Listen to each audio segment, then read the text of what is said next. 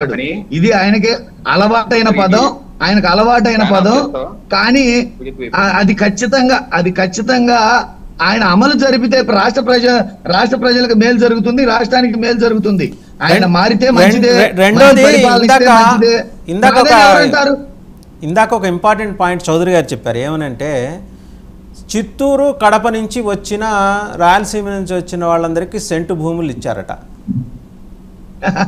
ఇప్పుడు అది recorded investigate చేస్తే ఎంతమంది ఉన్నారు ఎంతమంది లేరు అనేది తెలిసిపోద్ది. ఆరోపణ మాత్రమే.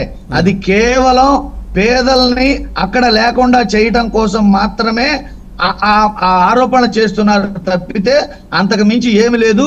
వాళ్ళు అన్నట్టు సెంటు భూమి కాదు 3 సెంట్లు భూమి ఇస్తారంటే మంచిదే, ఇవ్వమనండి. ఇవ్వమనండి. 5 ఏళ్ళు 14 నుంచి 19 వరకు ప్లీజ్ 14 నుంచి 19 వరకు 5 ఏళ్ల కాలంలో భూములు తీసుకున్న వాళ్ళకి వాళ్ళ భూమి తాలూకు రావాల్సిన వాటా 1200 గజాలు 1400 గజాలు లేఅవుట్ వేసి ఇవ్వలేదు. అప్పుడు ఇదే ముచ్చట చేశారు, ఇప్పుడు ఇదే ముచ్చట చెప్తారు. ఒకవేళ అలా జరిగితే వీలైనంత త్వరగా 5 ఏళ్ళు కాదు, సంవత్సరంలోనే బౌన్స్ బ్యాక్ అవుతాం మేము. చౌదరి గారు, మీరు ఇందాక అన్నారు కదా చిత్తూరు రాయలసీమ నుంచి వచ్చిన వాళ్ళ అంతేవాసులు అనుయాయులు వీళ్ళందరికీ సెంటు భూములు ఇచ్చారు. మీరు చాలా కొత్తగా ఆరోపణ తీసుకొస్తున్నారు. ఇంతకుముందు మాట్లాడలా, మీరు మళ్ళీ పవర్లోకి వచ్చిన తర్వాత. అంటే ఈ లోపలంతా ఇన్వెస్టిగేట్ చేసి మీ దగ్గర ఆధారాలు పెట్టుకున్నారు. ఆయనేమో అన్నీ అందరి పేర్లతో సహా అక్కడ ఉన్నాయి కదా, మీరు చెక్ చేసుకోవచ్చు కావాలంటే అంటున్నారు. సార్ నేను ఈ మాట చెప్పింది ఈ రోజు కాదండి. సెంటు భూములు ఏ రోజు ఇచ్చారో ఆ రోజు చెప్పాను, అది రికార్డెడ్. ఆ రోజే మా రాయలసీమలో చాలా మంది వైఎస్ఆర్సీపీ నాయకులు మాకు చెప్పారు. అందుకే మెయిన్ టార్గెట్. దాంతో ఈ కోట్లైనా అక్కడ ఆధార్ కార్డులు పెట్టుకొని చేస్తారని చూస్తే మేము క్రాస్ చేసాము. ఖచ్చితంగా ఆధార్ కార్డులు కడపలో, చిత్తూరు జిల్లాలో, కర్నూలులో, అనంతపూర్లో ఏడాడో తేలుతున్నాయి. వాళ్ళ అన్వీరు వాళ్ళు ఎవరైతే వైఎస్ఆర్సీపీ నాయకులు ఉన్నారో వాళ్ళని అక్కడ ఓటర్లుగా మార్చుకొని రేపు అక్కడ కాన్స్టిట్యూన్సీ గెలవడం కోసం చేసిన పెద్ద కుట్ర. 50,000 లింకులు ఇవ్వడం అంటే చిన్న విషయం కాదు. దాంట్లో సుమారు ఒక సగం పర్సెంటేజ్ కూడా వాళ్ళకి ఓటింగ్ ప్యాటర్న్ మారిపోతుంది.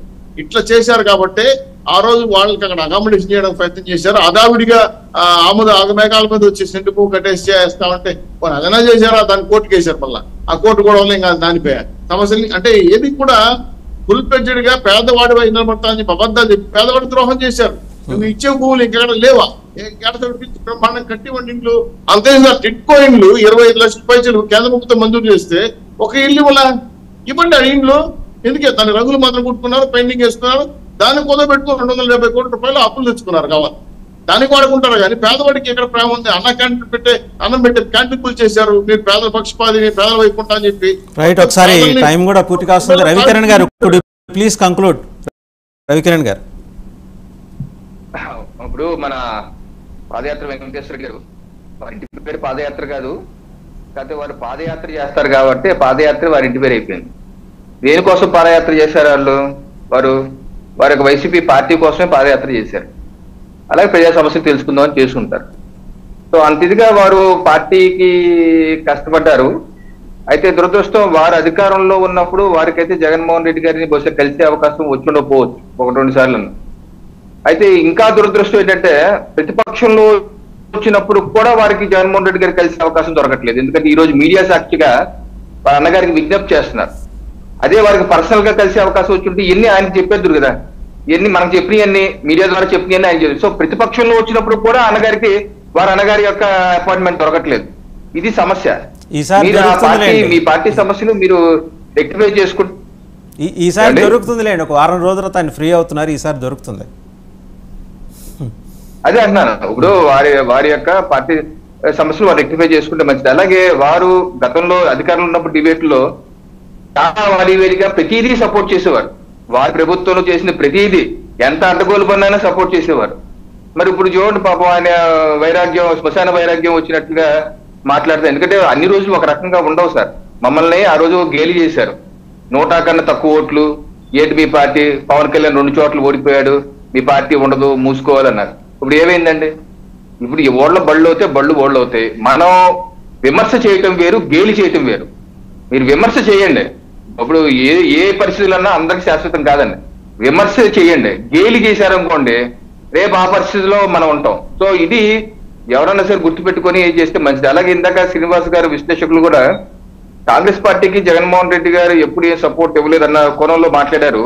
అయితే వారికి గుర్తు చేస్తాను, 2014 ముందు యూపీఏ ప్రభుత్వానికి జగన్మోహన్ రెడ్డి గారు ఆయనకున్న ఎంపీలతో సపోర్టే ఇచ్చారు. ఉదాహరణకి మీకు రాష్ట్రపతి ఎన్నికలప్పుడు కూడా ప్రణబ్ ముఖర్జీ గారి క్యాండిడేట్, కాంగ్రెస్ క్యాండిడేట్ కి ఆయన మద్దతు ఇచ్చారు కానీ బీజేపీ క్యాండిడేట్ మద్దతు ఇవ్వలేదు. ఆయన జైల్లో ఉన్నారు ఆ రోజు. జగన్మోహన్ రెడ్డి గారిని కాంగ్రెస్ పార్టీ ఆ రోజు జైల్లో పెట్టించారు, జైల్లో ఉన్నారు. జైల్లోనే ప్రణబ్ ముఖర్జీ గారు వెళ్ళి జైల్లోనే కలిసి మద్దతు పోయారు, మద్దతు కూడా ఇచ్చారు. సో జగన్మోహన్ రెడ్డి గారు గతంలోనూ కాంగ్రెస్ కి మద్దతు ఇచ్చారు. సో భవిష్యత్తులో ఎలా చేస్తారో వాళ్ళ ఇష్టం, వారి